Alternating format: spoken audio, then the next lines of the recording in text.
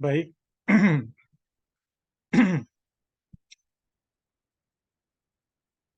Selamat pagi untuk teman-teman yang ada di Indonesia dan selamat sore ya menjelang malam untuk teman-teman yang ada di Amerika. Hari ini tanggal 7 bulan April 2024 kita akan melanjutkan Bible study kita dalam buku Everlasting Covenant dengan judul Memberi Kuasa.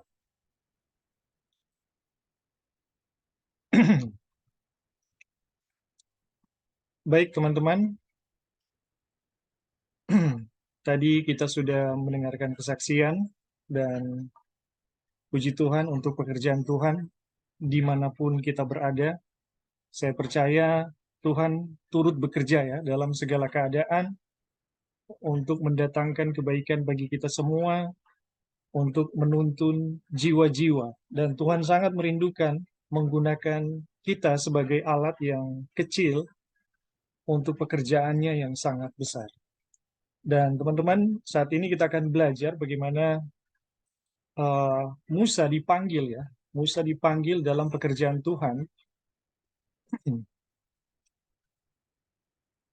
dalam buku Everlasting Covenant.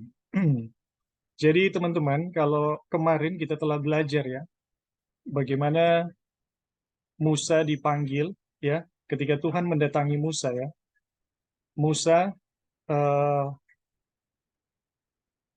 Tuhan perlu ya menunggu selama 40 tahun ya, untuk membuat Musa itu layak bagi pekerjaan yang telah disiapkan Tuhan ya bagi Musa. Dan pekerjaan ini sangat besar, teman-teman. Ini memimpin satu bangsa yang jumlahnya ya bisa bilang 10 kali penonton sepak bola ya.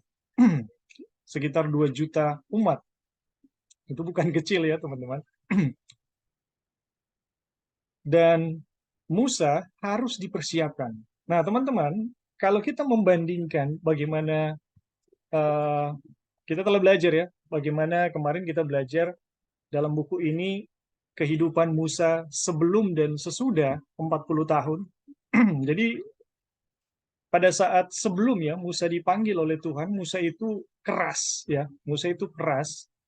Kalau dia mau melakukan rencana Tuhan, dia lakukan dengan dorongan yang meletup-letup ya, impulsif dengan melanggar hukum Tuhan. Tetapi teman-teman, ketika Tuhan mendidik dia, Musa itu hampir tidak percaya dengan dirinya lagi gitu. Bahkan ketika Tuhan memanggil dia, Musa sama sekali tidak yakin bahwa dia bisa dan mampu melakukan hal tersebut. Namun teman-teman, ada satu hal yang penting ya, kemarin kita belajar bahwa pendidikan Musa itu menghasilkan karakter yang lemah lembut. Jadi ketika Musa belajar tentang Tuhan selama 40 tahun lamanya, ya, karakter Musa itu berubah, teman-teman. Ya, dari seorang yang kasar itu menjadi seorang yang lemah lembut. Dan ini yang menyiapkan Musa untuk melakukan hal tersebut.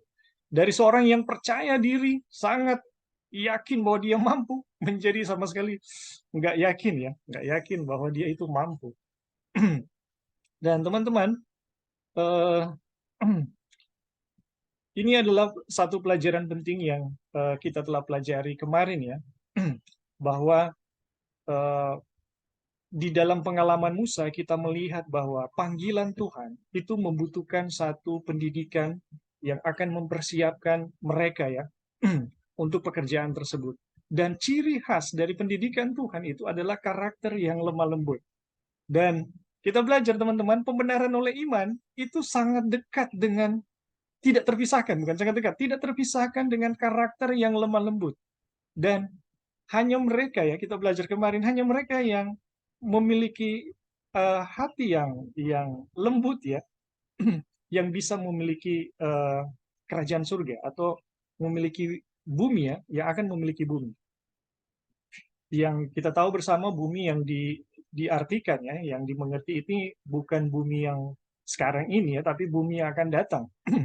Jadi teman-teman, bagaimana perjanjian Tuhan itu akan akan digenapi, itu akan digenapi atau akan dimiliki oleh orang-orang yang memiliki karakter yang lemah lembut. Berbahagialah mereka yang lemah lembut karena mereka yang akan memiliki bumi. Dan kita tahu bersama itu bukan bumi saat ini ya teman-teman. Dan kemudian teman-teman kita juga kemarin belajar bahwa di dalam panggilan Tuhan ya, Tuhan tidak menjanjikan kekayaan di dunia ini saat ini. Tapi itu bukan berarti kita nggak bisa kaya ya teman-teman. Kalau Tuhan memanggil kita ya, kalau Tuhan memanggil kita di dalam satu panggilan ya, bahwa kita membutuhkan atau Tuhan membutuhkan orang-orang yang punya talenta dan karunia untuk kaya, ya Tuhan akan gunakan ya. Tetapi kenapa Tuhan tidak menjanjikan kekayaan supaya kita tidak kecewa ya, dan kita tidak mementingkan diri ketika mengikuti Dia. Jadi di dalam panggilan Tuhan itu betul-betul hanyalah keselamatan yang Tuhan inginkan ya. Bagaimana eh, kita mengalami penyelamatan dulu gitu. Baru hal-hal yang menjadi tujuan ya, kalau di dunia itu adalah tujuan yang penting, itu akan ditambahkan ketika kita mendapatkan yang namanya kebenaran. Jadi teman-teman, panggilan Tuhan ya, itu kita rasa sangat baik ya, sangat baik. Sekalipun Tuhan eh, mendahulukan kebenaran dan hal-hal yang bersifat rohani, Tuhan tidak pernah mengabaikannya. Tuhan tidak pernah mengabaikan hal-hal yang kita butuhkan di dunia ini. Dan bahkan kalau Tuhan akan gunakan, ya Tuhan bisa memperlengkapi dengan sebesar-besarnya ya untuk kemuliaan Tuhan. Cuma kenapa kita harus tahu bahwa kebenaran yang harus menjadi prioritas ya, teman-teman. Seperti yang kemarin saya singgung ya, bahwa di dunia uang itu telah dikuasai oleh setan, dan kalau kita tidak benar-benar kuat ya, tidak di dalam kebenaran, eh, kalau kita tidak kuat ya, kita tidak di dalam kebenaran, memasuki dunia-dunia yang dikuasai oleh setan, ya saya khawatir kalau kita bisa bertahan ya, karena godaan kekayaan dan godaan uang ini teman-teman, kadang cuma cuma ya mungkin hanya pengakuan yang dibutuhkan, cuma tanda tangan misalnya, atau bohong sedikit gitu, tapi dengan bujukan yang sangat menggiurkan. Nah, teman-teman, kalau kita nggak kuat ya, ya kita pasti akan dengan mudah mengikutinya ya.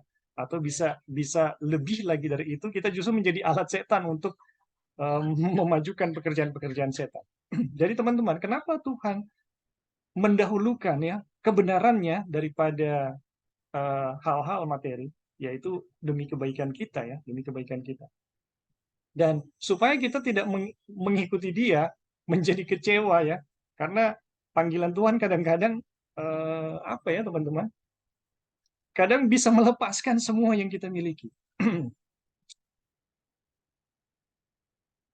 Dan kita juga belajar ya kemarin, ya sampai di sini ya.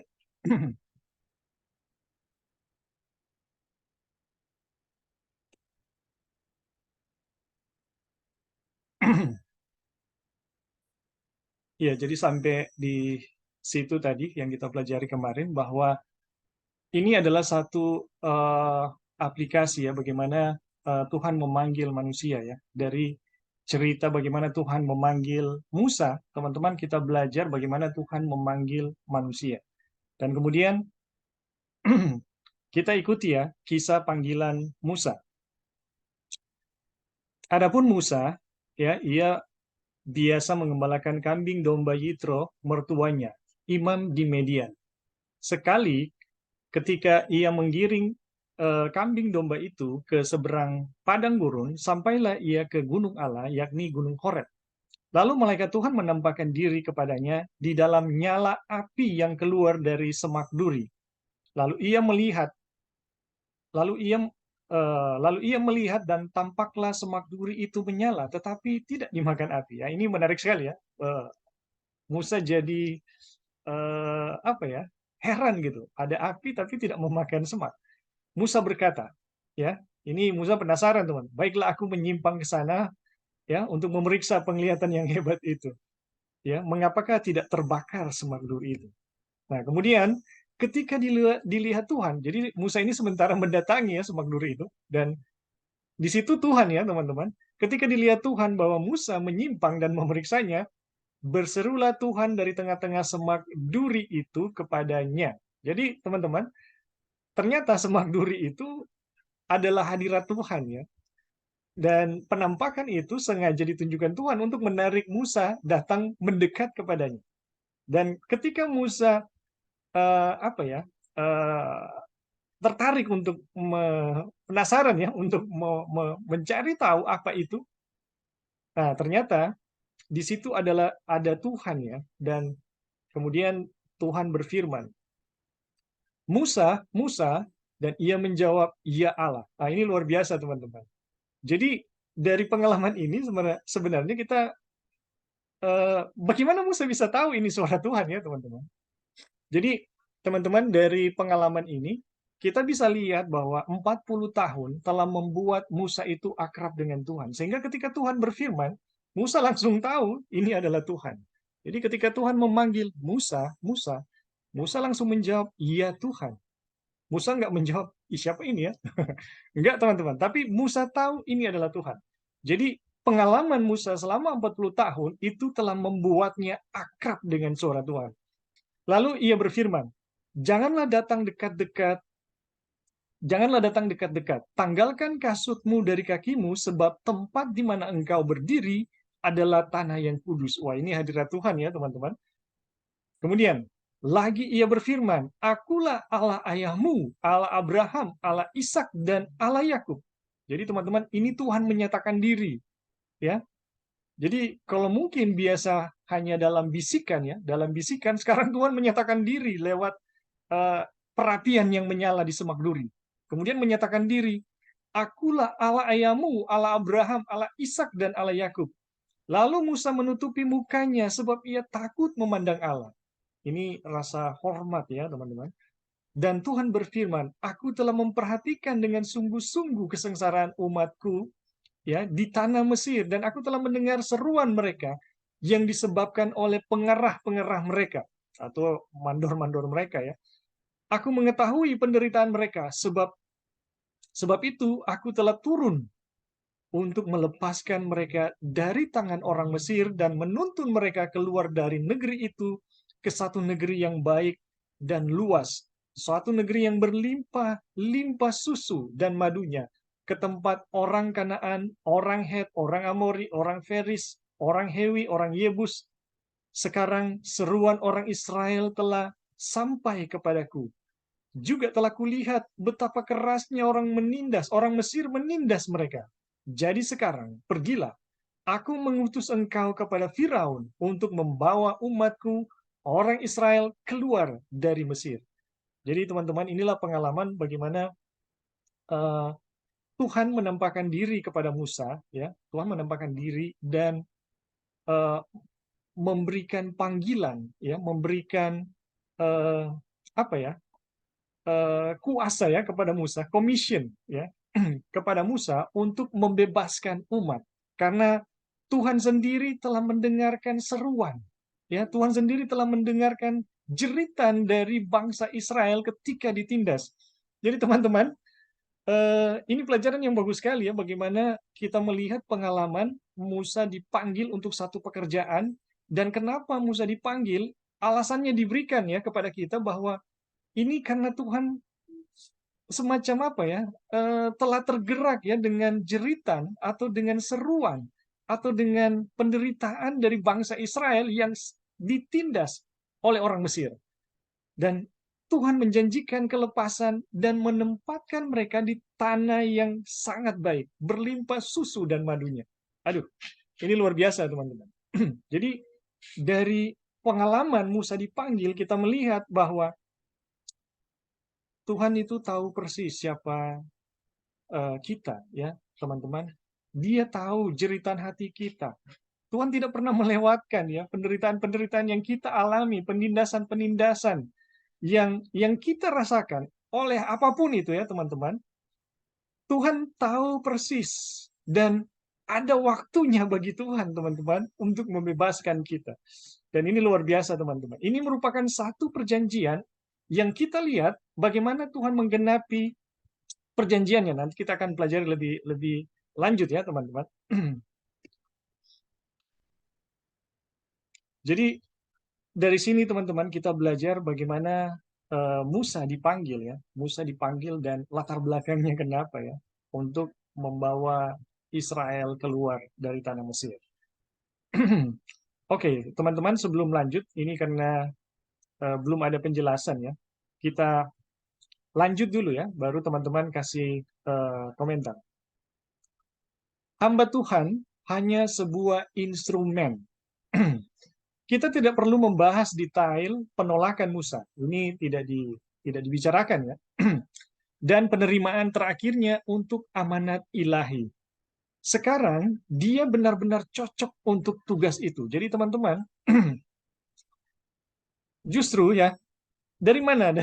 Dari mana Musa benar-benar cocok? Justru pada saat Musa merasa tidak layak untuk bisa melakukan pekerjaan tersebut. Ini teman-teman, saya pikir Musa ini cuma acting ya, cuma acting. Tapi saya ingat ya teman-teman, waktu di dalam perjalanan bangsa Israel dan kemudian uh, ayah dari ayah dari Musa Musa mengalami apa ya, tekanan berat ya karena begitu besarnya pekerjaan. Kemudian ayah dari istri Musa, Sipora, itu mengusulkan untuk istilahnya sekarang itu manajemen, mengorganisasi gitu. Nah, saya pikir apakah memang Musa tidak tahu mengorganisasi? Musa ini seorang jenderal, ya. Musa ini telah terbiasa dengan organisasi di Mesir, teman-teman. Jadi ini adalah satu pengalaman, teman-teman, di mana kita melihat Musa betul-betul melepas semua hikmat yang ada di Mesir. Sampai-sampai mau organisasi pun dia tidak tahu lagi gitu. Aduh, ini luar biasa. Jadi teman-teman, pada titik di mana Musa menjadi layak adalah pada titik Musa sama sekali tidak lagi mengetahui atau merasa mampu untuk melakukannya. Aduh, ini luar biasa, teman-teman. Jadi sekarang dia benar-benar cocok untuk tugas itu, namun enggan untuk melakukannya. Cukuplah untuk dicatat bahwa di dalam perintah itu, kuasa yang dengannya pembebasan itu akan dilakukan dibuat dengan sangat jelas. Itu adalah pembebasan yang hanya dapat dicapai dengan kuasa Tuhan. Musa hanya menjadi agen di tangannya. Jadi teman-teman, sekali lagi ya teman-teman, apa yang Musa mau buat untuk membebaskan bangsa Israel, Musa dengan seluruh kemampuannya yang ada di Mesir, itu sama sekali tidak bisa, teman-teman. Ya, bagaimana Musa mau membebaskan bangsa Israel dari Mesir yang adalah penguasa bumi dengan, kita bisa bilang ya, Mesir waktu itu kalau dibandingkan sekarang itu seperti Amerika, teman-teman. Punya angkatan perang terbesar di dunia dan menjadi pusat globalisasi itu kalau kita baca sejarah para nabi ya. Jadi nggak mungkin teman-teman. Jadi hanya dengan kekuatan Tuhan sepenuhnya ya itu bisa dilakukan pembebasan itu, tetapi itu hanya bisa dilakukan oleh orang-orang yang tidak bergantung pada diri ya atau pada kemampuannya, tetapi hanya bergantung penuh pada kuasa Tuhan. Jadi teman-teman, Musa hanyalah menjadi agen di tangan Tuhan ya, di tangannya. Ini adalah poin yang tidak boleh dilewatkan begitu saja oleh pembaca ya. Jadi ini poin penting sekali teman-teman.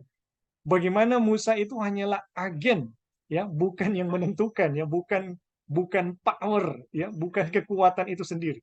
Jadi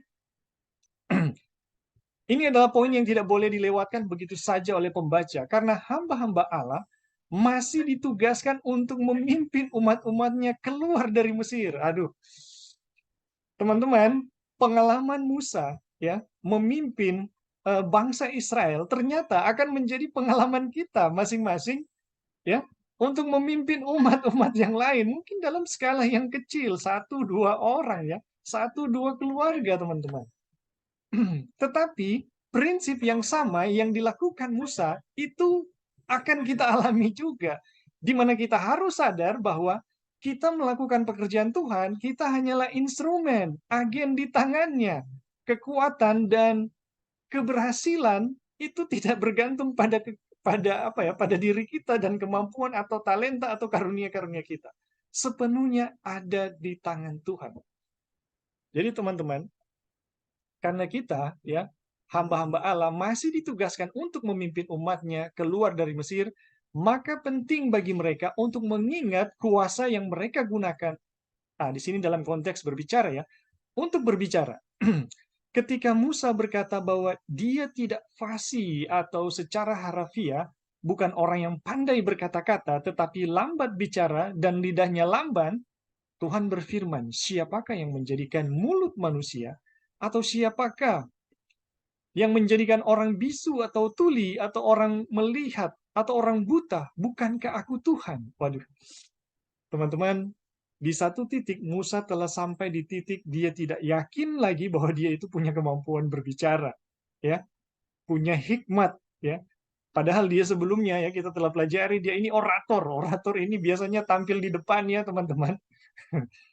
Dari masa yang begitu banyak, orator adalah paling fasih untuk memprovokasi, untuk mempengaruhi ya, untuk membuat agitasi gitu. Mempengaruhi orang banyak supaya mengikuti kata-katanya. Musa itu yang terbaik. Dan teman-teman, di saat Musa dididik Tuhan, Musa tidak punya kemampuan. Tetapi di dalam rasa ketidakberdayaannya, Tuhan berfirman kepadanya, siapakah ya yang menjadikan mulut manusia, atau siapakah yang menjadikan orang bisu atau tuli, atau orang melihat atau orang buta? Bukankah aku Tuhan? Aduh, jadi teman-teman, di sini Tuhan menjamin bahwa dialah ya kuasa itu sendiri untuk berbicara. Inilah teman-teman bagian awal ya dari panggilan Musa. Oke, sampai di sini ada teman-teman yang mau memberi tambahan atau komentar atau tanggapan, dipersilakan, atau pertanyaan. Ya, brother. Ini Ya, silakan. saya mau kepada ketika Musa berkata bahwa dia tidak fasih atau secara harafiah bukan orang yang pandai berkata-kata. Nah, ini dia. Ini ketika Musa menyatakan ini kepada Tuhan, ini adalah hal yang dialami memang ya di waktu itu. Tapi kalau kita kembali kepada sejarah ketika dia dididik di Mesir, bayangkan ya, dikatakan di situ, kalau kita buka di kutipan-kutipan Roh Nubuat, dia ahli segala-galanya. Ahli hukum, ahli sejarah, ahli ekonomi, jenderal, dan coba saudara pikirlah apa semua yang ahli-ahli itu. Ini kalau gelar yang kita bisa pakai sekarang doktor mungkin ya, PhD. Saking hebatnya. Iya. Jadi apakah dan dikatakan di situ di kutipan Roh Nubuat bilang dia itu orang yang gemilang, ya. Semua skill-skill dia tuh luar biasa sekali. Bayangkan ya, ada satu orang yang punya skill banyak sekali. Dan dia sangat gemilang di masa itu. Dan Musa ini bukan orang bodoh. Kembali lagi kita mundur. Ketika dia ditemukan oleh Firaun, lalu dia didik selama 12 tahun oleh ibunya, ya. Di masa itulah kesempatan di mana ditanamkan prinsip-prinsip kebenaran ya kepada Musa. Ya, sebenarnya kalau kita pergi kepada Tuhan Yesus hampir sama ya. Tuhan Yesus juga di masa kecil yang dicatat di Alkitab selama dari lahir sampai 12 tahun ya. Nah, di sini dididiklah Musa selama dia sampai umur 12 tahun dan lalu dia datang ke istana. Lalu segala ilmu yang dia dapat di istana itu. Pertanyaannya, apakah Musa tidak bisa ngomong? Ya, apakah Musa tidak fasih lidah? Saudara-saudara. Tapi di sini ketika Tuhan mau pakai Musa sebagai hambanya, sebagai tadi ditulis dia sebagai apa? Agen, ya. Sebagai agen Tuhan, ya. Tuhan bawa dia ya 40 tahun dia di Mesir, lalu 40 tahun dia dibawa di padang belantara. Nah, di padang belantara inilah dia dididik. Ya, segala sesuatu tentang kesombongan diri, keangkuhan diri, semua kepintaran itu ditanamkan di dalam debu. Ya. Sampai datang kepada titik apa? Tuhan, aku nggak bisa bicara. Kok bisa-bisanya ya? Padahal dia punya skill dulu yang hebat waktu dia ada di Mesir. Datang, Tuhan, aku tidak bisa bicara. Tapi Tuhan tidak memperdebatkan itu. Tuhan tidak mempermasalahkan itu. Tuhan mau bilang bahwa yang menciptakan mulutmu itu siapa? Ya. Jadi inilah gambaran buat kita di mana kalau Tuhan mau pakai kita, saudara-saudara, ya, kita tidak bisa berdalih. Ya. Segala talenta yang Tuhan sudah berikan kepada kita semua itu adalah berguna untuk pekerjaan Tuhan. Tuhan bisa pakai batu-batu untuk berbicara kok. Ya, Tuhan nggak perlu pakai kita kalau kita tidak mau. Ya, tapi ini gambaran bahwa Tuhan yang menciptakan saudara dan saya, Tuhan yang memegang nafas saudara dan saya. Ketika Tuhan panggil, ya kita tidak bisa berdalih bahwa saya nggak bisa ini, saya nggak bisa itu, saya kurang ini, saya kurang itu. Nah, istilah yang saya sering pakai ketika berbicara dengan teman-teman bahwa kita jangan stres, ini bukan pekerjaan kita. Itu merujuk kepada ini pekerjaan Tuhan, bukan merujuk kepada kita jangan kerja. Ya, tadi sudah disinggung Brother Dave. Itu kepada artinya kita jangan stres dengan apa yang akan kita sampaikan, materi apa yang akan kita bawa dalam doa dan Tuhan yang menyiapkan semua karena ini pekerjaan Tuhan. Ya, bagaimana saya nanti berbicara, bagaimana nanti supaya orang-orang ini mengerti, itu bukan pekerjaan kita, itu pekerjaan Tuhan. Ya. Buat apa ada Roh Kudus? Nah, kira-kira itu Brother Ebing. Thank you. Ya, baik. Terima kasih, Brother Dolphin. Jadi, sekali lagi ya teman-teman, kita dalam melakukan pekerjaan Tuhan, dalam pelajaran ini kita betul-betul belajar bagaimana mengandalkan Tuhan. Ya. Dan di sini Tuhan memberi jaminan kepada kita, aku yang akan bertindak gitu. Oke, ada yang lain teman-teman?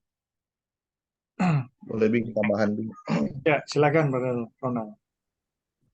Nah, jadi belajar tentang Musa, mohon maaf kalau ada yang salah ya. Jadi menurut pandangan saya lihat Musa ini kayak diciptakan kembali menjadi manusia yang baru. Dan setelah saya melihat pelajaran ini, ternyata untuk menjadi manusia yang baru, ciptaan baru itu we have nothing, nggak punya apa-apa. Tuhan, apa yang harus berbuat?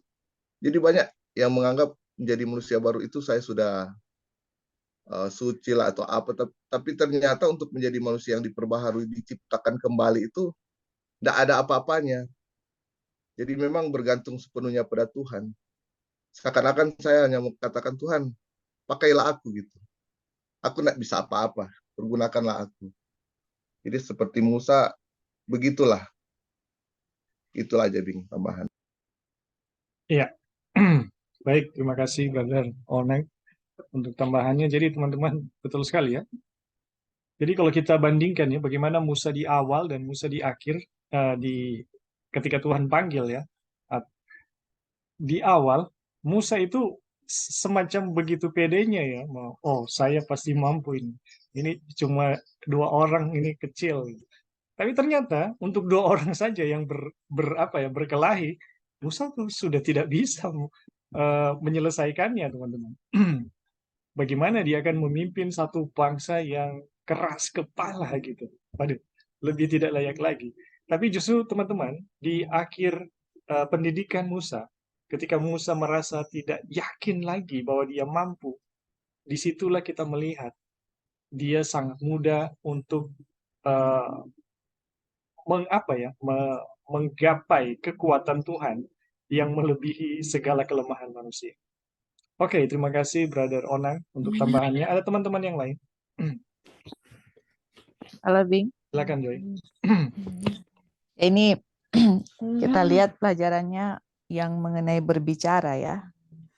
Ini kalau kita baca pelajaran sebelumnya, kita lihat selain yang tadi Kak Opin bilang apa yang Musa dapat, kita tahu salah satu yang kita sudah belajar sebelumnya bahwa dia itu orator. Orator itu pandai berbicara dan ahli pidato ya. Jadi kalau orator itu ahli pidato, memang kalau mau berbicara itu sangat fasih dan maksudnya sepertinya sebagai seorang raja, bukan sepertinya untuk jadi seorang raja dia harus pandai berbicara dan sebagainya untuk masalah hukum, masalah apa semua dia fasih lidah gitu. Nah, sekarang untuk Tuhan mau kirim dia, kalau kita lihat di sini dia bilang dia tidak fasih atau dia bilang bukan orang yang pandai berkata-kata tapi lambat bicara dan lidahnya lamban. Jadi itu satu kontradiksi sekali ya yang kita lihat bagaimana dia di Mesir, terus sekarang setelah 40 tahun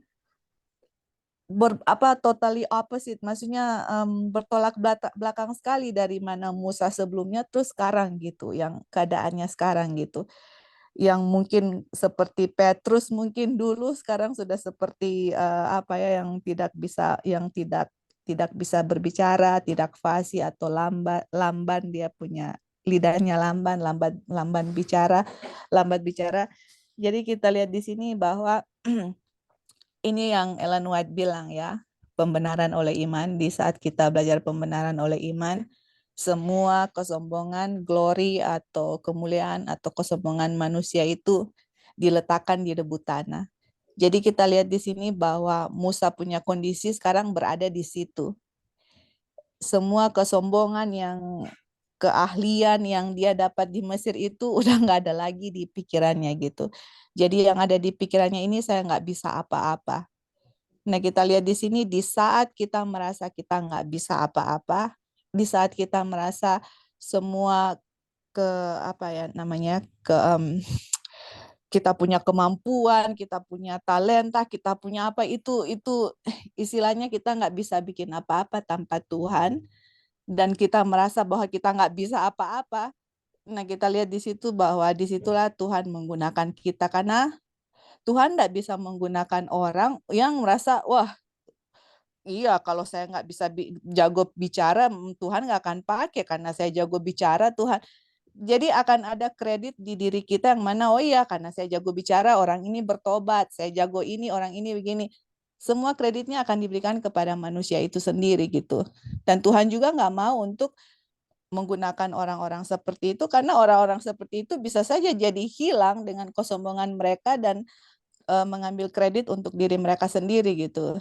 Jadi kita lihat bahwa Tuhan itu sangat baik dan apa yang dia lakukan untuk Musa itu menjadi juga pelajaran untuk kita pada saat ini yang mana semua mau berbicara kayak semua talenta yang Tuhan berikan kepada kita itu bukan dari kita, kuasa kita, orang mau bertobat, orang apapun yang kita sudah saksikan ya sebelum kita babas tadi, itu toh berasal dari Tuhan dan kita itu hanya sebagai agen. Ini kan judulnya kita sebagai agen.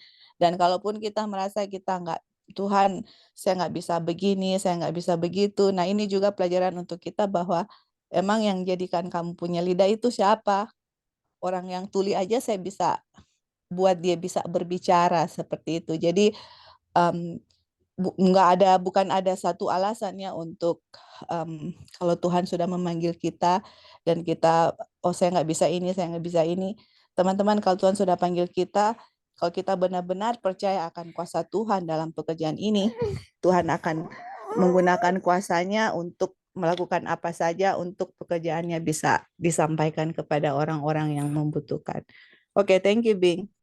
Ya, terima kasih Joy untuk tambahannya. Jadi teman-teman ini betul sekali ya, bahwa Musa telah sampai pada titik di mana diri hilang, ya teman-teman. Diri ini hilang atau diletakkan di dalam debu, dan di saat itulah Tuhan bisa bilang dengan leluasa untuk menggunakan Musa. Dan kita lihat ya dari pengalaman-pengalaman Musa, bagaimana Tuhan menggunakan dia, bagaimana Musa berhadapan dengan masalah. Musa tidak oh saya punya metode ini, ya saya punya kemampuan ini. Enggak teman-teman, tapi Musa selalu datang pada Tuhan. Musa selalu datang pada Tuhan. Wah ini luar biasa. Jadi teman-teman ini penting sekali ya, penting sekali. Dan ini adalah satu pelajaran yang mengingatkan kita semua ya, bahwa kita akan punya pengalaman ya, yang sama dengan Musa. Di mana Tuhan akan menggunakan kita, Tuhan akan menggunakan kita untuk membawa kelepasan ya, orang-orang atau umat-umatnya keluar dari kondisi Mesir. Jadi teman-teman, ini harus diingat ya selalu bahwa ini akan kita alami. Makanya poin penting bagaimana Musa dipanggil oleh Tuhan, apa yang membuat Musa ya layak bagi pekerjaan Tuhan, ini adalah pelajaran yang sangat penting buat kita. Oke, teman-teman, sampai di sini ada lagi yang lain Ya, yang mau tambahkan? Ya, silakan. Brother Dave. pertanyaan Bro Ebi. Ya, silakan. Tadi kan kita lihat bagaimana Musa di Mhm. saat yang di semak-semak yang terbakar tadi itu, dia paham itu suara Allah, suara Ya. Tuhan. Terus untuk kita saat ini, bagaimana itu lebih jelasnya? Untuk bisa mengetahui itu suara Tuhan di dalam diri kita. Ya, baik. Terima kasih Brother Dave untuk pertanyaannya. Ini baik sekali ya. Jadi teman-teman, ini pengalaman pribadi ya, Musa dengan Tuhan, mengenal suara Tuhan. Jadi ketika Tuhan berseru ya teman-teman, kepada Musa, Musa ya, jangan dekat ya, tanggalkanlah kasutmu. Musa itu langsung sadar ya, ini Tuhan gitu. Bagaimana Musa bisa tahu ya? Kita tahu bersama ini adalah pengalaman pribadi ya dari Musa bersama-sama dengan Tuhan. Jadi 40 tahun bukan waktu yang singkat ya teman-teman.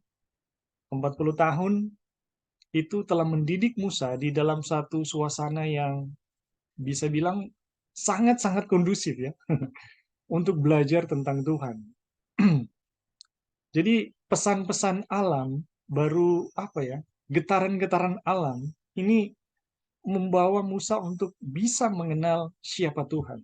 Dan teman-teman, di dalam kondisi seperti ini, kalau kita belajar pelajaran tentang pendidikan ya, pendidikan Advent, tentang country living, disinilah bagaimana Tuhan mau berbicara kepada setiap umat ya, secara pribadi kepada masing-masing kita.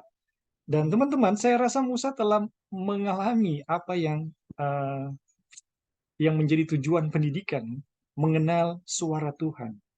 Dan kalau kita belajar ya dari buku Kerinduan Segala Zaman, Hidup yang Terbaik, buku pendidikan, ini adalah kita bisa bilang poin yang paling penting dalam pendidikan. Tujuan tertinggi dalam pendidikan ya. Bagaimana kita sampai di titik mengenal suara Tuhan. Aduh. Teman-teman sekolah nabi-nabi, kalau kita buka ya, itu ternyata mereka bukan cuma dididik secara akademis ya. Oh ini materi, kemudian kalian hafal atau apa, ada guru yang mengajar, ada murid yang mendengar.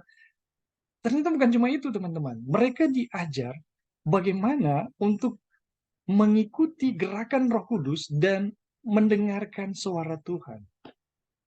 Jadi, nah mungkin itu dulu yang bisa saya bagikan. Ada teman-teman yang lain yang bisa menambahkan dari pertanyaan Brother Dave, bagaimana kita bisa mengenal suara Tuhan ya.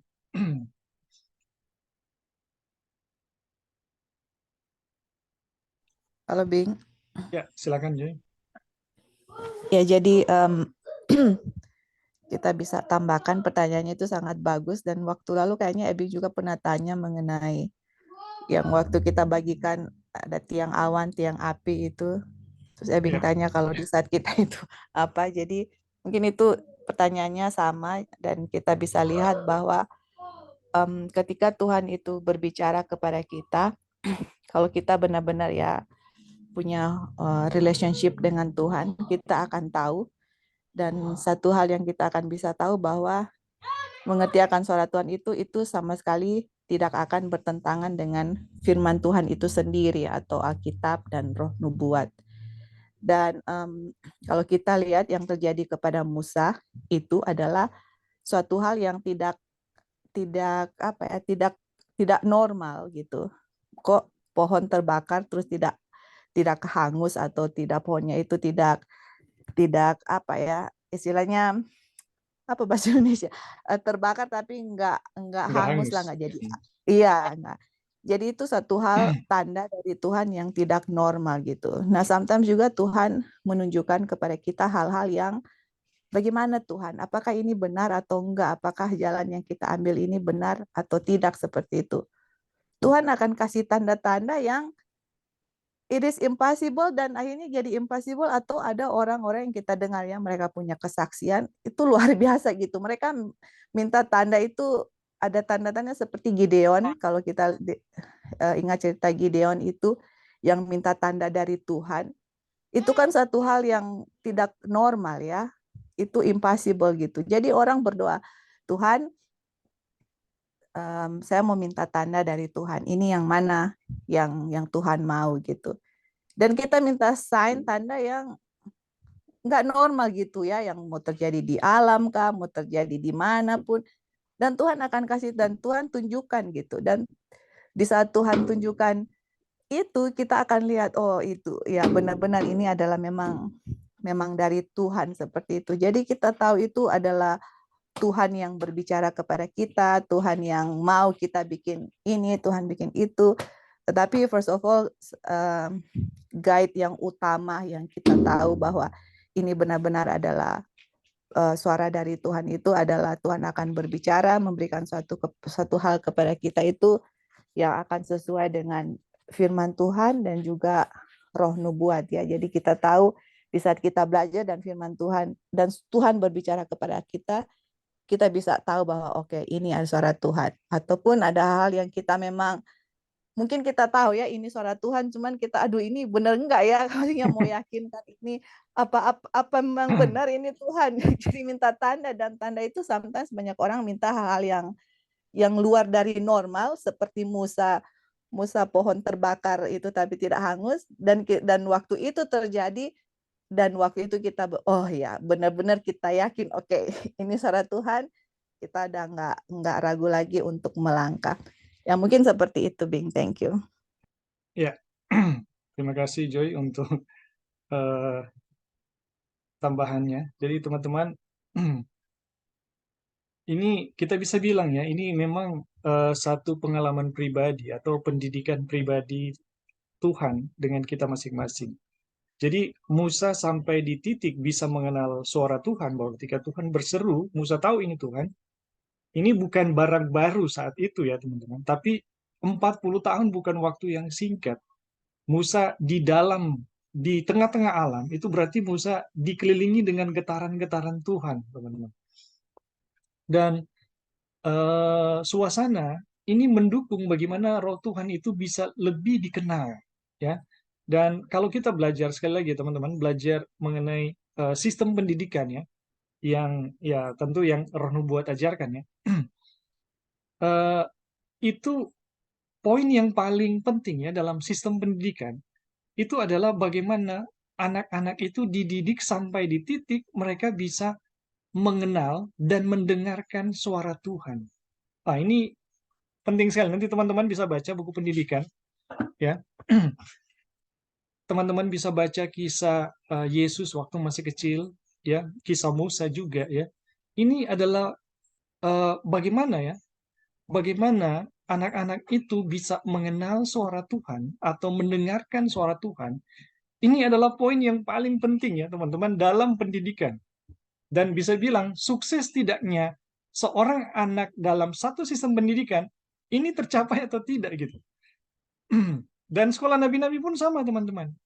Sekolah nabi-nabi itu adalah sekolah di mana anak-anak dididik untuk mendengarkan apa yang Tuhan mau bicara gitu secara pribadi kepada mereka. Teman-teman ingat waktu Samuel ya, Samuel di Ka'bah ya, di Ka'bah, di bawah bimbingan Imam Eli. Samuel belajar mengenai ini teman-teman. Bagaimana dia mendengarkan suara Tuhan, dan dia berhasil ya. Di titik dia bisa mendengarkan suara Tuhan, dan Samuel kemudian ya, Samuel yang pada akhirnya mendirikan sekolah nabi-nabi. Jadi teman-teman, pengalaman Samuel mendengarkan suara Tuhan itu bisa dibilang itu dikurikulumkan ya, atau diduplikasi ya, kemudian menjadi satu sistem untuk mendidik anak-anak supaya bisa mengenal suara Tuhan. Dan teman-teman, kalau kita banding dengan pengalaman Yesus ya, pengalaman Yesus waktu dia mengikuti pendidikan ya, pendidikan dari ibunya, kemudian pendidikan di alam bersama-sama dengan Tuhan. Ini adalah satu pengalaman di mana Yesus sendiri bisa mengenal suara Tuhan, teman-teman. Bahwa ini adalah suara Tuhan, ini bukan, teman-teman. Tetapi bagaimana Yesus bisa sampai di titik itu? Yesus tidak boleh dimasuki dengan muatan filsafat ya, waktu di zaman Yesus itu filsafat Yunani ya. Jadi muatan-muatan yang bersifat merusak ya, atau ajaran-ajaran yang bisa merusak itu harus betul-betul dibersihkan. Kemudian hanya murni mengikuti firman Tuhan. Nah, teman-teman, ini adalah satu pengalaman pribadi ya, pengalaman pribadi bagaimana seseorang bisa mendapatkan, mendengar atau bisa merasakan ya gerakan-gerakan dari Roh Tuhan, atau bisa mendengar suara Tuhan secara langsung. Dan ini teman-teman pengalaman yang sangat-sangat indah, dan kita bisa bilang ya, sukses tidaknya sebuah pendidikan. Karena bukan gampang teman-teman untuk bisa capai ini. Ini betul-betul hati harus dibersihkan. Kalau hati bisa dibilang kotor, ini nggak akan sampai di titik ini teman-teman. Oke. Mungkin masih ada lagi yang mau menambahkan dari pertanyaan Ada Brother. tambahan, Bing? Oh ya, silakan. Oke. Kalau orang belajar di Keluaran 3 ayat 1 sampai 5, sebenarnya Musa itu tidak menyadari akan kehadiran Tuhan. Karena waktu dia mengembalakan kambing dari Yitro itu, dia lihat ada semak terbakar. Kan di ayat 3 itu Musa bilang, baiklah aku menyimpang ke sana untuk memeriksa penglihatan yang hebat itu. Jadi dia nggak tahu, dia ingin periksa kenapa ini semak ada api tapi tidak terbakar itu semak itu. Nah, tapi tiba-tiba Tuhan yang berbicara, Musa, dan kalau orang baca terus di ayat 5, dia bilang, jangan datang dekat-dekat, tanggalkan kasut kakimu, sebab di mana engkau berdiri adalah kudus. Akulah ayam Allah Abraham, Ishak dan Yakub. Dan mulai situlah Musa mulai ketakutan dan menutup mukanya.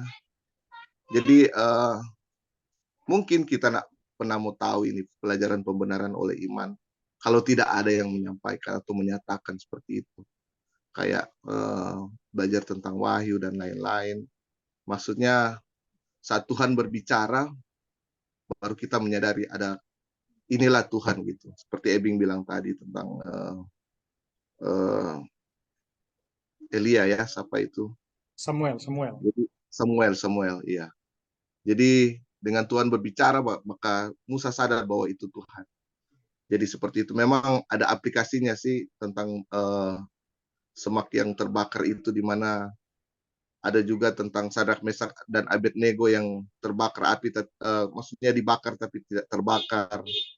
Di mana Tuhan memberikan kita masalah tapi Tuhan selalu menuntun dan menjaga kita. Jadi itu adalah gimana revelation tentang menunjukkan kuasa Tuhan yang begitu hebat. Walaupun kita menghadapi situasi yang sukar dan sulit, Tuhan bilang, saat kamu melewati air tidak akan basah, melewati api tidak akan terbakar. Jadi itu di show ke Musa, bahwa Tuhan itu adalah Allah yang sanggup untuk menjaga dan mengatasi semua masalah.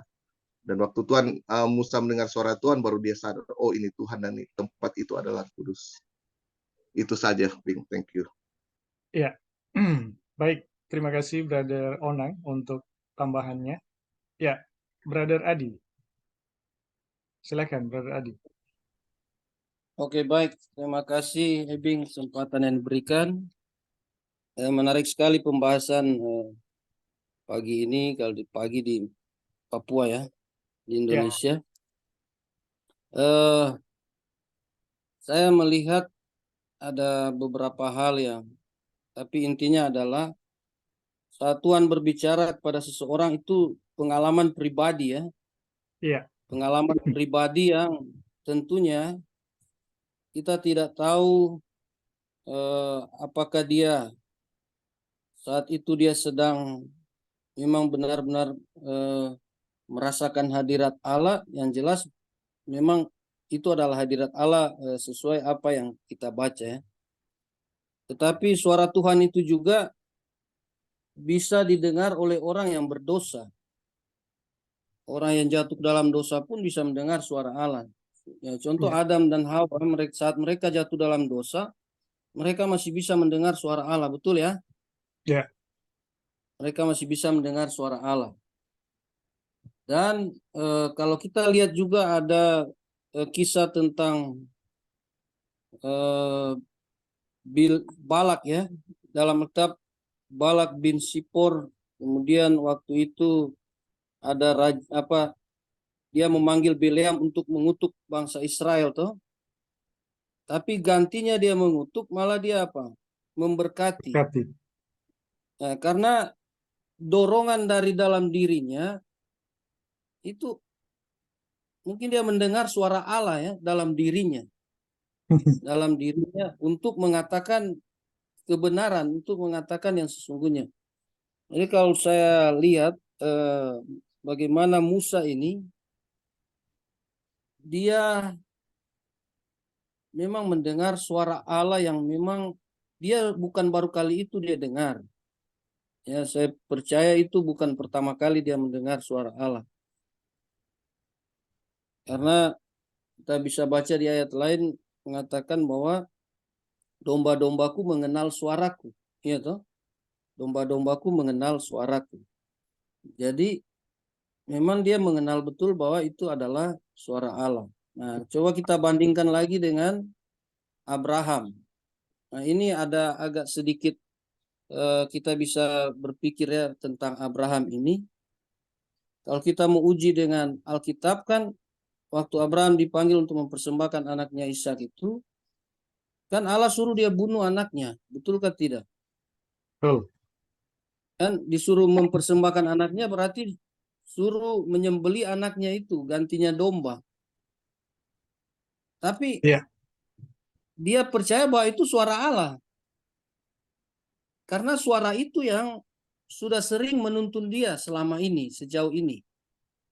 Jadi apapun suara itu mengatakan kepada Abraham, Abraham harus menurut karena itu suara Allah. Walaupun mungkin hati nuraninya menolak, ya kan? Kalau kita baca di kisahnya itu dia hati nuraninya tidak setuju sebenarnya, tidak.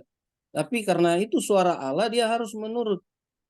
Nah, ini yang menjadi masalah, perintahnya itu bertentangan dengan perintah yang dia tahu sebelumnya. Kenapa Allah yang memberikan 10 hukum, kenapa dia juga yang menyuruh saya untuk melanggar? Tapi karena itu suara Allah, dia lakukan saja sejauh mana dia bisa melangkah. Tetapi pada akhirnya ada intervensi Allah di sana kan? Ada intervensi Allah di sana dan akhirnya Abraham teruji, dia menurut apa yang dia dengar melalui kata hatinya, suara Allah yang mungkin sudah sering dia dengar. Jadi mungkin kalau aplikasi bagi kita saat ini mungkin Roh Kudus ya, Roh Kudus yang kita bisa dengar berbicara dalam hati kita. Kalau memang itu adalah kebenaran, ya kita juga tidak bisa untuk menolaknya. Tapi dalam situasi tertentu, ya saya kasih contoh ya, saya hanya ambil dia cerita saya tidak detail dengan ayat-ayatnya. Saat bangsa Israel saat mereka berada di Mesir ya pada waktu itu, Tuhan berfirman kepada Yeskiel, mereka harus tetap tinggal dulu di sana ya di Mesir, tidak boleh mereka pulang dulu sampai tiba waktunya. Jadi kadang suara itu kita tidak bisa mengerti kenapa Tuhan suruh tinggal kita di daerah yang istilahnya kita diperbudak di sana, kita istilahnya hidup dengan orang yang tidak percaya Tuhan. Tapi kadang Tuhan izinkan itu sampai waktu tertentu untuk kita bisa keluar dari sana, tapi ada maksud Tuhan, ya, rencana Tuhan. Ya, mungkin dalam kehidupan kita juga seperti itu. Kadang Tuhan posisikan kita di situasi yang memang kita mungkin tidak bisa terima, mungkin juga ada ketidakadilan di sana, ya, mungkin juga ada penindasan di sana, tapi ya memang seperti itu, ya. Tuhan punya rencana untuk kita dan segala sesuatu ya indah pada waktunya Tuhan. Dan kadang juga Tuhan menggerakkan istilahnya bangsa-bangsa lain untuk memerangi orang Israel atau bangsa Israel. Nah, itu apakah itu suara Tuhan atau tidak? Karena kita pelajari sejarah Alkitab, saat bangsa Israel mulai jauh dari Tuhan, Tuhan gerakan bangsa-bangsa yang ada di sekitarnya untuk menindas, bahkan menawan bangsa Israel ini. Nah, ini maksudnya mungkin gambaran-gambaran, artinya Tuhan bisa bekerja dalam segala sesuatu, situasi, bahkan kepada siapa saja. Tuhan bisa menggerakkan siapa saja untuk rencana dan maksudnya. Ya, itu poinnya. Terima kasih. Baik, terima kasih untuk Brother Adi atas tambahannya. Jadi teman-teman, ini pengalaman yang disampaikan, ya. Pertama mengenai bagaimana mengenal suara Tuhan. Sekali lagi, ya, ini kita pelajari, ya, bahwa ini adalah satu pengalaman pribadi, ya, pengalaman pribadi, karena ini adalah pendidikan khusus Tuhan secara pribadi dengan kita. Dan Musa telah sampai di titik itu, teman-teman. Nah, tadi juga Brother Adi sempat singgung, ya, pengalaman mengenai Abraham yang mendengarkan suara Tuhan, ya, kok beda dengan sifat Tuhan, ya, yang nggak boleh membunuh gitu. Nah, teman-teman, ini nggak boleh dipukul rata, ya. Ini hanya bisa jadi kepada orang-orang yang telah begitu dalam berhubungan dengan Tuhan. Tuhan kalau masih di tahap-tahap awal nggak akan pernah buat seperti itu, teman-teman. Jadi kenapa Tuhan bisa berfirman seperti itu kepada Abraham? Karena Tuhan tahu kualitas hubungannya, ya, dengan Abraham itu seperti apa. Jadi bagaimana pengalaman Abraham mengenal siapa Tuhan? Abraham udah sampai di titik dia kenal banget gitu. Nah, ini pengalaman Abraham, teman-teman, sama persis dengan pengalaman Musa, ya. Ketika Tuhan bilang, Musa, ini bangsa ini so murtad, ya. Kita musnahkan Jo pada orang. Dan kita akan ganti bangsa yang baru melalui menghadapi keturunan Musa. Teman-teman, ini firman Tuhan, teman-teman, bukan apa, ya? Bukan kata-kata kosong. Ini kata-kata langsung Tuhan. Tapi Musa telah mengenal siapa Tuhan yang sesungguhnya, ya, teman-teman. Dan Musa menolak. Makanya Musa bilang, kalau Tuhan musnahkan mereka, ya, musnahkan saya juga, ya, musnahkan saya juga dalam buku kehidupan. Jadi teman-teman, ini pengalaman yang tidak bisa, ya, dipukul rata bahwa Tuhan akan bertindak untuk semua orang seperti itu. Karena ada juga kutipan yang lain, bisikan Roh Kudus itu, bahkan, ya, bisikan Roh Kudus itu harus diuji dengan firman Tuhan. Ya, bisikan Roh Kudus sendiri harus diuji dengan firman Tuhan. Kalau firman Tuhan yang kita dapatkan tidak sesuai, ya, dengan firman Tuhan yang telah kita pelajari, itu nggak boleh diterima. Jadi teman-teman, apa yang dialami oleh Abraham, ya, dalam mengorbankan Ishak, apa yang dialami oleh Musa ketika Tuhan menawarkan untuk membuat bangsa yang baru dari keturunannya, ini bukan pengalaman yang umum, tapi ini khusus kepada mereka yang sudah sangat mengenal Dia. Dan ini bukan bisa dibilang, ya, ini adalah kalau kita baca konteksnya Tuhan menguji mereka, ya, sejauh mana ya Tuhan mau menguji dan menyatakan kepada dunia, inilah yang terjadi ketika umatku betul-betul mengenal siapa aku, ya. Jadi terima kasih Brother Adi untuk tambahannya. Dan bagaimana Brother Dave? Apakah Oh, iya. cukup atau Ya, Ada puji yang Tuhan. mau ditambahkan? Jadi mungkin tadi saya mau coba sedikit koreksi dari saudara Bro Ebing. Ya. Bukan mungkin soal Roh Kudus yang kita harus uji lagi, bukan. Ya. Lebih bagus, yang saya tahu saya ya, Roh Kudus itu hanya mengingatkan, berbisik kepada kita apa yang kita baca, apa yang kita pelajari. Itu yang saya sampai detik ini pahami ya tentang cara kerja Roh Kudus. Karena Roh Kudus tidak akan memberikan kebenaran baru ya kepada kita kalau kita belum pelajari itu. Itu yang saya pernah dengar juga. Jadi memang betul tadi disampaikan bahwa setiap kita masing-masing ini cara bagaimana kita mendengar suara Tuhan itu mungkin dengan cara yang beda-beda. Tapi juga ada yang mungkin dimaksud tadi ada soal hati nurani, ya hati pribadi kan, gitu. Tapi biasanya kalau saya juga untuk melihat itu, saya harus uji dengan apakah ini sesuai dengan firman Tuhan, ya baik itu apa Alkitab atau Roh Nubuat.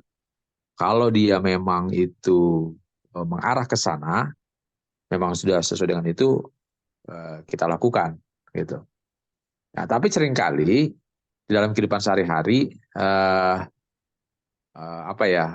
kadang kita kurang yakin ya gitu, karena kita langsung melihat kepada efek, ya dampak, ya baik itu dalam misalnya di dalam gereja, saat kita bilang, oh tidak boleh begini misalkan, ada dorongan hati gitu kan, mungkin Roh Kudus ya, karena kita kan langsung saya ibaratnya mensortirnya itu ini sesuai nggak dengan firman Tuhan. Nah, kadang-kadang ya saya ikuti itu, tapi dampaknya itu jadi ada perlawanan jadinya. Nah, saya kadang jadi agak dikit down juga. Apa saya yang salah kah, gitu kan? Nah, ini memang itu yang makanya tadi saya pertanyakan. Ya, tapi puji Tuhan sudah dijawab. Itu kan berproses ya. Tadi aja Musa disampaikan 40 tahun ya, Saudara Ebing ya. Ya. Saya belajar firman Tuhan ya mungkin belum sampai 40 tahun gitu. Tapi puji Tuhan, terima kasih Saudara Ebing dan terima kasih saudara tadi yang sudah sampaikan. Terima kasih. Baik, terima kasih untuk Brother Dave atas pertanyaannya dan juga tanggapan dari teman-teman ya. Ini semakin jelas kita belajar bagaimana pengalaman Musa di belantara ini luar biasa ya teman-teman. Nah kalau tadi mengenai Roh Kudus itu dalam konteks Roh Kudus harus diuji, bisikan Roh Kudus, dalam konteks ada orang yang juga mengatasnamakan Roh Kudus ya. Jadi di zaman Ellen White ya, udah ada gerakan-gerakan palsu yang mengklaim, oh ini bisikan Roh Kudus, jadi kamu harus dengar. Ellen White katakan tidak, itu harus diuji ya. Jadi teman-teman, Roh Kudus itu menuntun dalam kebenaran dan tidak mungkin bertentangan dengan firman Tuhan. Kalau ada pengalaman-pengalaman khusus ya, pengalaman seperti Abraham, di mana dia harus korbankan anaknya, Musa harus ganti sumber generasi bangsanya, itu pengalaman yang sudah sangat dalam dengan Tuhan, dan itu Tuhan tidak akan buat sembarangan, teman. Oke, saya kira di sini sudah jelas ya, teman-teman. Ini kita akan lanjut ya, kita akan lanjut.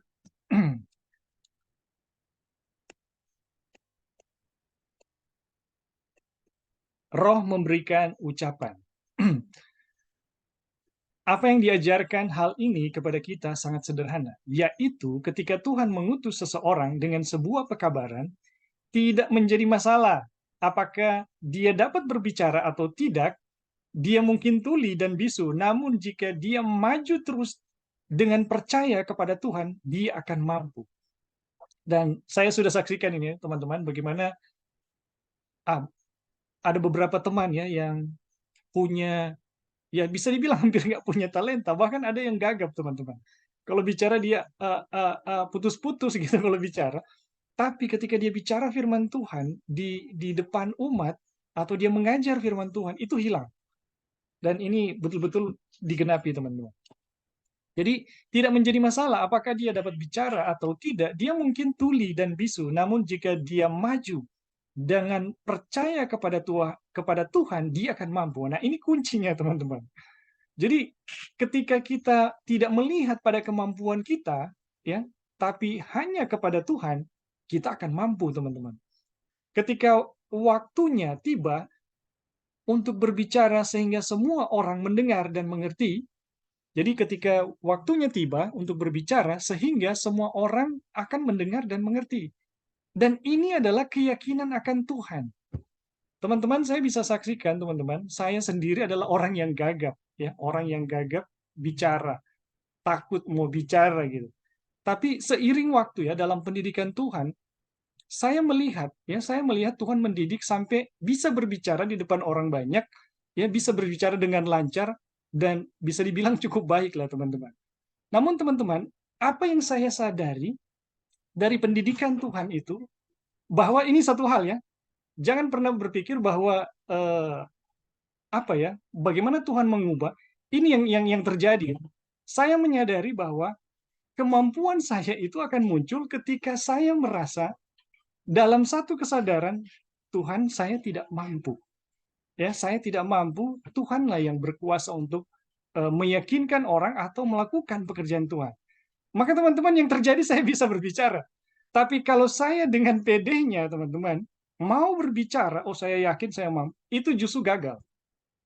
Jadi teman-teman, apa yang terjadi sebenarnya ketika Tuhan menggunakan seseorang, itu sebenarnya adalah satu perubahan, ada satu prinsip yang terjadi di dalam diri orang itu, di mana dia merasa tidak yakin dengan dirinya dan bergantung penuh kepada Tuhan. Jadi ini teman-teman, ini bukan hanya soal kefasihan ya, kefasihan belaka dari seseorang, bukan teman-teman.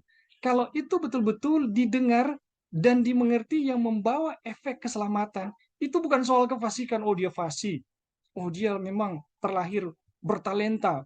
Enggak, teman-teman, itu enggak mungkin terjadi kalau orang itu sendiri tidak merasa dirinya tidak mampu, teman-teman, dan tidak bergantung penuh pada kuasa Tuhan. Jadi ini prinsip yang istilahnya Tuhan tiba-tiba lupa ya dengan orang ini gitu. Enggak mungkin, teman-teman. Ini sama kepada setiap orang. Siapapun dia, prinsip ini berlaku. Ketika kita menyadari tidak mampu dan bergantung penuh kepada Tuhan, Tuhan bisa bekerja melalui kita dan itu menghasilkan orang mengerti, didengar, dan hasilnya bisa menyelamatkan. Kemudian ya teman-teman, karena bukan kamu yang berbicara, tetapi roh Bapamu yang berbicara di dalam kamu. Ya, janji Tuhan adalah sebab aku sendiri akan memberikan kepadamu kata-kata hikmat. Aku telah menaruh kata-kataku dalam mulutmu. Ya, Roh Allah dapat membuat orang bisu menjadi fasih. Tanpa roh, semua kefasihan dari orang yang paling mahir berbicara tidak berarti apa-apa. Jadi teman-teman, sekali lagi ya teman-teman, satu kefasihan yang bisa meyakinkan orang dan memberkati orang dan membawa mereka kepada keselamatan, itu tidak datang dari kefasihan semata-mata, teman-teman. Tetapi itu karena ada rasa tidak percaya terhadap diri dan ketergantungan terhadap kekuatan Tuhan, baru itu terjadi. Oke, teman-teman, sampai di sini ada yang mau menambahkan? Ya, brother. Ya, silakan, Brother Dolphin. Jadi pernyataan Brother Ebing tadi benar sekali. Dan ini izinkan saya mau baca kutipan tentang Musa tadi ya. Ini dari buku Sejarah Para Nabi, halaman 297. Dia tulis begini, tetapi Musa masih tetap membujuk agar dipilih seorang yang lebih sanggup. Alasan-alasan ini pada mulanya datang dari perasaan rendah hati dan malu. Tetapi setelah Tuhan berjanji akan meniadakan segala kesulitan itu dan memberikan kepadanya sukses yang terakhir, maka dalih serta persungutan yang selanjutnya bahwa ia tidak layak menunjukkan bahwa ia tidak percaya kepada Tuhan. Nah, itu menyatakan adanya satu perasaan takut bahwa Allah tidak sanggup untuk melayakkan dia bagi tugas yang besar untuk mana Allah telah memanggil dia atau bahwa ia telah berbuat suatu kesalahan di dalam memilih orangnya. Jadi yang Brother Ebing bilang tadi benar, bukan semata-mata dari talenta yang Tuhan berikan kepada kita ya. Kembali lagi kalau kita datang kepada pelajaran pembenaran oleh iman yang sudah kita pelajari selama ini, di mana meletakkan kesombongan kita di dalam debu, bahwa kita harus mengakui apa yang tadi Brother Ebing nyatakan, bahwa bukan semata-mata kepada kefasihan kita berbicara, tetapi Tuhan yang beracara di situ. Tuhan yang berbicara di situ. Jadi kalau ini pekerjaan Tuhan, Tuhan yang melakukan segala sesuatu. Tuhan bisa membuat batu-batu berbicara. Ya, kalau kita tidak mau. Tetapi kalau kita ketika mau, bagaimana Musa berdalih, ya karena dia merasa rendah hati dan malu. Ya, tetapi kalau Tuhan mau pakai saudara, Tuhan mau pakai kita, kita jangan pikir, oh bahwa iya saya harus ini, saya harus itu. Tuhan yang beracara di dalam pekerjaannya. Terima kasih, brother. Ya, terima kasih. Jadi kutipan itu mengingatkan saya mengenai kutipan Ellen White yang lain.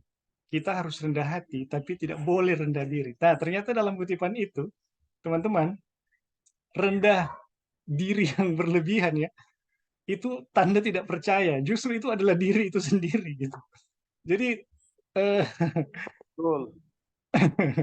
jadi teman-teman, cukuplah kita tahu bahwa kita tidak mampu gitu. Dan ini adalah satu tanda bahwa inilah panggilan Tuhan untuk bergantung pada kekuatan. Nah, kalau kita terlalu fokus pada kelemahan kita, kekurangan kita, tidak melihat atau tidak mau bergantung pada kekuatan Tuhan, wah itu udah diri lagi itu teman-teman. Oke, terima kasih Brother Dolphin untuk kutipan dan tambahannya. Ada lagi teman-teman yang lain untuk menambahkan?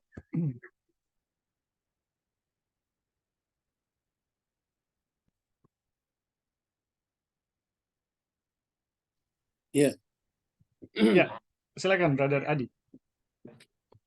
ya, jadi kalau kita pelajari tentang talenta kan memang ya itu bisa juga dibilang kemampuan ya, kemampuan yang berbeda-beda. Tapi kalau memang dia cuma punya dua istilahnya, dia kembangkan bisa berlipat ya. Tapi kalau dia cuma punya satu dan dia cuma kubur tuh satu itu, nah ini itu juga jadi masalah. Nah, di dalam jemaat sekarang kalau kita lihat, ya minta maaf ya, saya tidak menilai secara umum, tapi di mana saya melayani di sini, banyak yang mendominasi. Misalnya kalau dalam pelayanan, memang banyak yang mendominasi yang lain. Sehingga talenta-talenta itu macam terkubur begitu. Itu sepertinya terkubur. Jadi kira-kira bagaimana itu ya? Tadi Joy bilang dong bangun kelompok kecil supaya talenta-talenta itu mungkin bisa dikembangkan di kelompok-kelompok kecil. Nah itu yang realita yang kita lihat sekarang ya. Karena jemaat terlalu banyak, ada yang mendominasi, yang lain jadi pesimis. Yang lain tidak mau banyak bicara, ya, ikut-ikut saja apa yang pimpinan bicara. Padahal mungkin kalau mereka diberi kepercayaan, mereka bisa berkreasi, ya bisa mengembangkan mereka punya kemampuan ya, talenta.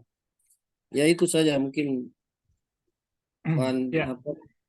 terima kasih Brother Adi untuk tambahannya. Jadi teman-teman, betul ya bahwa kita punya talenta berapapun itu ya, itu harus dijalankan, jangan dikuburkan. Dan teman-teman, kalau kita belajar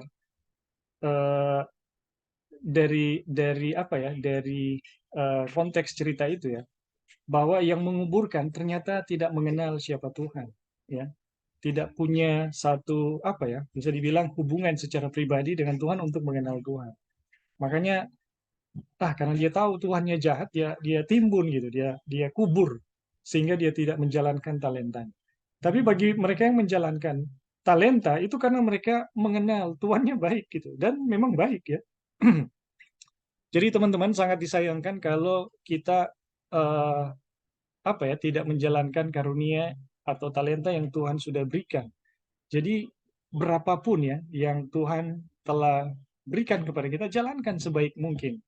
Yang penting kita tidak merasa bahwa karunia dan talenta itu adalah milik kita, gitu teman-teman. Dan pekabaran yang kita berikan juga itu bukan pekabaran kita. Nah, ini akan memungkinkan kita menjadi instrumen ya. Kita hanya menjadi alat atau saluran berkat dari Tuhan untuk orang lain. Nah, tadi ada sempat disinggung ya bagaimana untuk mengembangkan anggota-anggota yang sepertinya tersisihkan dengan karunia-karunia yang besar gitu atau yang lebih. Saya rasa teman-teman ini nggak mungkin terjadi kalau memang betul-betul karunia itu dijalankan dengan benar ya. Ini nggak mungkin terjadi sebenarnya. Karena karunia dengan karunia itu sama-sama pemberian Tuhan ya teman-teman. Kalau ada karunia yang betul-betul dijalankan ya dalam pekerjaan Tuhan, itu akan menginduksi atau akan menjangkit orang-orang yang tidak punya karunia atau orang-orang yang mendiamkan karunia. Jadi teman-teman, karunia roh ketika dijalankan itu punya pengaruh yang menyelamatkan. Nah, bagaimana kalau ada karunia yang katanya mendominasi? Bisa saja ya, bisa saja itu karunia Tuhan, tetapi ada bisa dibilang diri gitu. Sudah masuk di situ sehingga tidak menjadi berkat buat orang lain. Kalau itu betul-betul teman-teman murni datang dari Tuhan, karunia yang dipancarkan itu betul-betul akan memberkati. Mungkin itu saja dari saya. Ada teman-teman yang lain?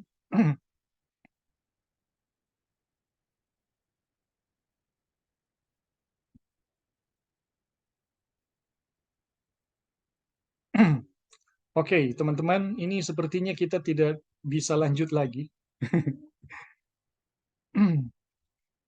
Mengingat waktu kita sudah lewat ini. Jadi teman-teman, apa ada tambahan lagi untuk Brother Adi atau untuk secara keseluruhan dari apa yang kita pelajari? Dipersilakan sebelum kita menutup perjumpaan kita. Karena saya rasa kita tidak bisa maju lagi. Ini mengingat baterai saya juga sudah mau habis. Ada colokan tapi suasananya gelap, teman-teman. Jadi nggak bisa. Ya waktu juga sudah pas nih. Iya. Yo, terima kasih pembahasannya hari ini, puji Tuhan. Ya, puji Tuhan, Brother Adi, untuk partisipasinya, untuk tambahan-tambahannya, dan untuk teman-teman semua yang lain, kita bersyukur ya untuk pelajaran yang kita telah pelajari pada saat ini mengenai pengalaman Musa dipanggil ya, dan bagaimana hikmat yang sudah kita dapatkan karena pengalaman Musa akan menjadi pengalaman kita masing-masing. Jadi ada prinsip yang sangat menarik ya untuk kita petik secara pribadi dari bagaimana panggilan Musa, pengalaman panggilan Musa untuk melakukan pekerjaan Tuhan. Jadi kalau kita betul-betul menyadarinya, ada berkat yang sangat besar. Jadi teman-teman, ini sebenarnya kita mau lanjut, tapi waktu sudah terbatas, sudah lewat bahkan, dan baterai juga sudah ini nggak memungkinkan. Jadi terima kasih teman-teman untuk partisipasinya, untuk tambahannya, untuk tanggapannya, pertanyaannya. Saya percaya semua ini akan menjadi berkat buat kita semua. Semakin dalam kita mempelajari firman Tuhan, semakin kita mengenal siapa Tuhan, semakin kita bisa akan mendengar bagaimana Tuhan berbicara secara pribadi dan menggunakan kita secara pribadi juga dan semaksimal yang Tuhan bisa buat kepada kita. Puji Tuhan untuk berkat dari Tuhan. Teman-teman, kita harus mengakhiri perjumpaan kita saat ini.